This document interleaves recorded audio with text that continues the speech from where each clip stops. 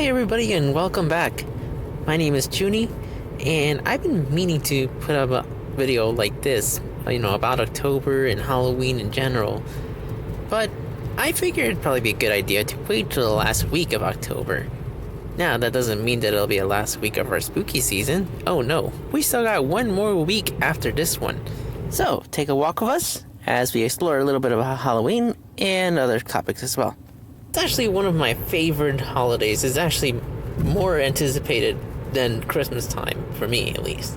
And I'm sure for many others as well. I mean, why not?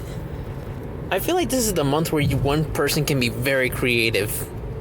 And especially in terms of decorating, crafting, cooking, costumes, especially the costumes. Oh my gosh. I love the cosplay. And in terms of the general public view, I probably be more accepted this month than walking out, say, for instance, in the month of May. Kind of reminds me of Mardi Gras, where people, indulge themselves and try to be themselves before Jesus comes. So, now the question becomes, are these holidays anti-Christ?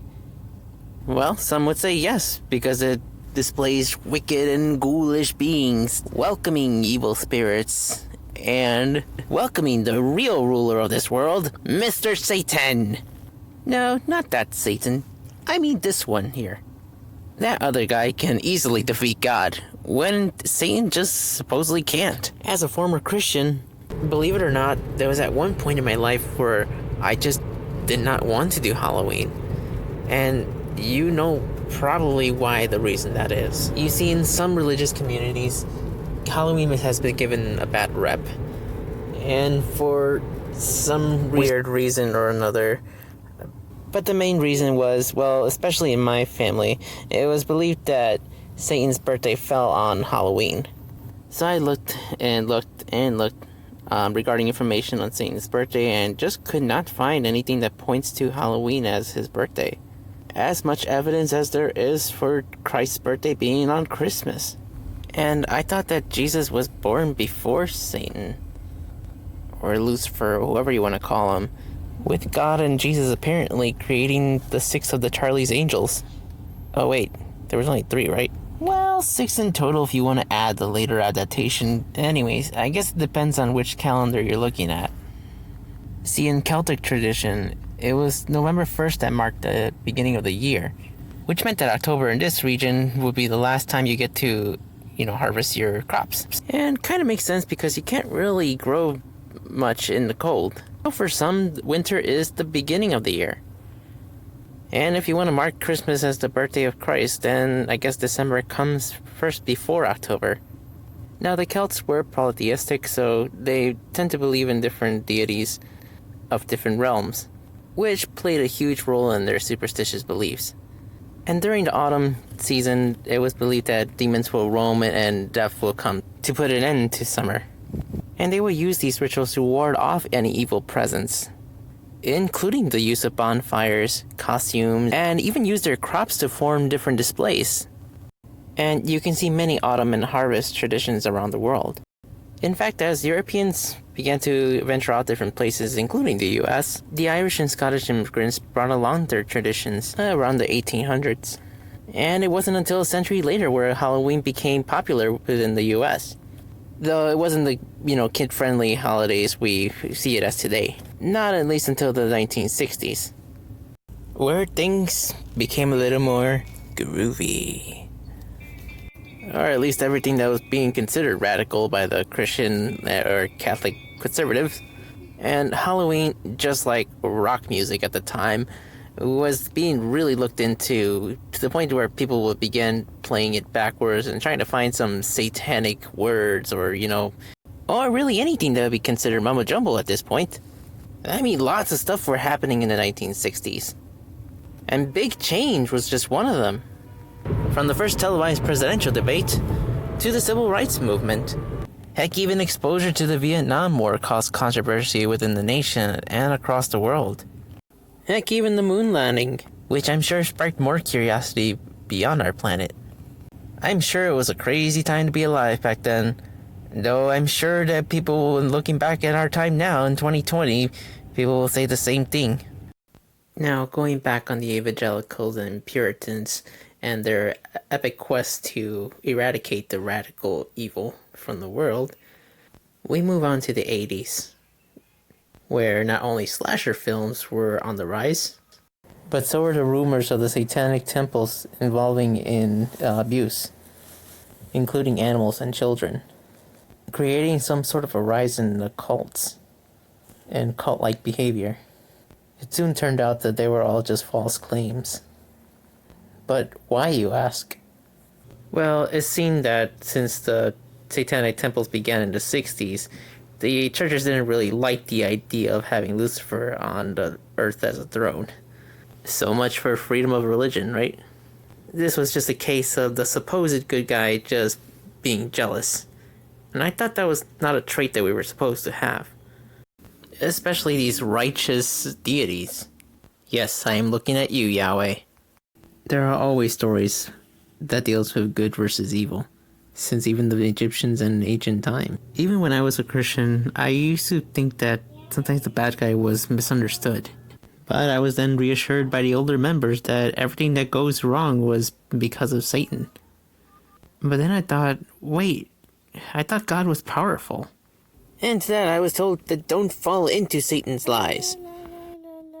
Well, now looking at things without the rose-colored glasses is that, it was God that told the first lie. And not Satan. I mean, he's not even mentioned until the New Testament, or at least given the name Satan. But he's very much told that he was there since the beginning. Starting with the serpent in the Garden of Eden. But I don't remember him ever killing anybody or leading anybody to the wrong paths. Mutilating different animals or asking for sacrifices. In fact, it turned out that God is actually the one who's asking for sacrifices and committing mass genocide throughout the different times of the Bible. And then I get the excuse that, well, God was just doing what was right and getting rid of all the wicked people. Which, I'm sorry, but that's just not a way to solve problems. So, I guess Satan is just the symbol of rebellion at this point. Not that I believe in an actual Satan, but I think at this point we really need to start putting some accountability on somebody who has a lot of power. Own up to their wrongdoings, and to quit blaming things on somebody else when things go wrong. But anyway, going back on Halloween, the epitome of mischievous behavior and superstition, to all, this holiday really shouldn't be feared. At this point, it's just there to poke fun of some of these superstitious beliefs. I mean, this whole month we've been doing some scary stories to tell, all which have pretty decent explanations to them. But let's continue to have fun, and not take away that fun from everybody.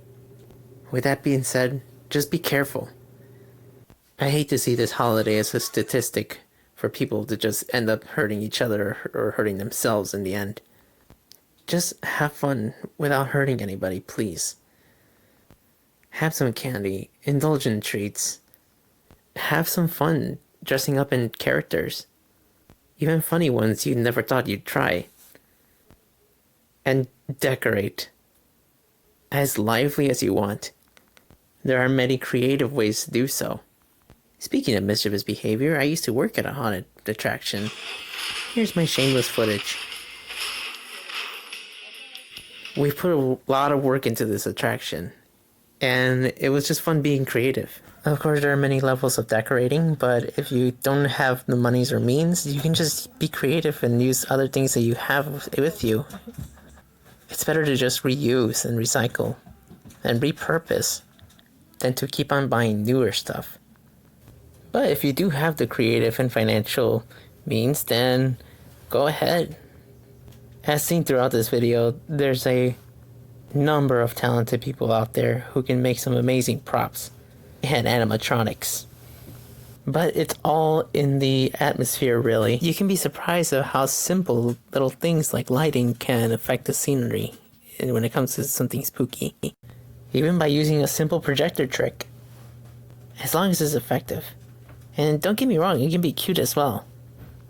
Just love your artwork. And yes, decorating is an art.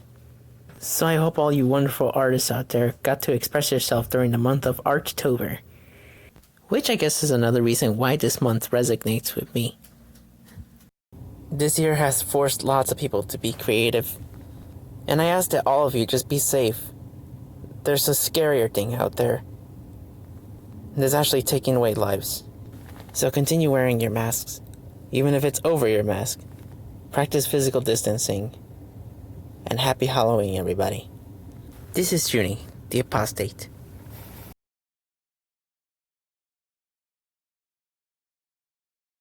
Hey guys, Juni here. Hope you all liked that video. And if you did, do me a big favor and go ahead and smash and destroy that like button for me. While you're at it, you can go ahead and subscribe for more content like this.